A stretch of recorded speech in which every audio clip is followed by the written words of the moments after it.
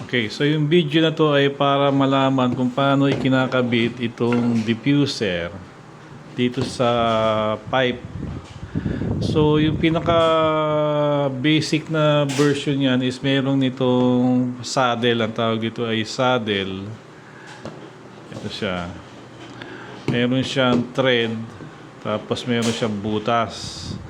So para ikabit siya dito, ang ginagawa dyan, nilalagyan ito ng pandikit. Usually, ang ina-advise namin na pandikit dito is yung tangit. Kasi maganda yung pagkakadikit nun. So, dinidikit siya rito.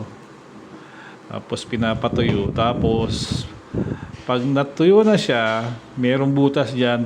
Binubutas yan ng drill para magkaroon ng daanan yung hangin para lumabas papunta doon sa diffuser. So, pag dito siya sa diffuser, lalabas yung hangin, lalabas siya dito sa pinaka-membrane.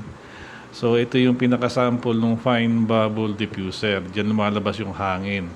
So, isa pang paraan para maikabit yung diffuser natin doon sa pipe is gumagamit tayo ng tinatawag na saddle clamp. So yung saddle clamp na ito, pagka pinapatong siya rito sa pinaka pipe natin, so ganyan. So ito ngayon ay okay, magka-pares, magka-mate siya rito.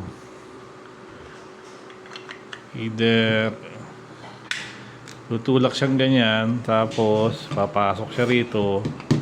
So, para maging stable siya, nakita nyo rito, meron siyang butas. Ibubutas muna yung butas na yun dito, saka ipapasok ko. So, ito ay pwedeng snap on dun sa pinaka pipe. Then, saka nyo ikakabit yung pinaka diffuser.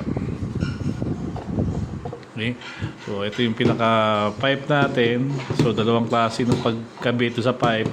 Una yung tawag na saddle clamp na idinidikit. Then, yung pipe clamp na kinakapit lang doon sa pinaka pipe ng diffuser natin.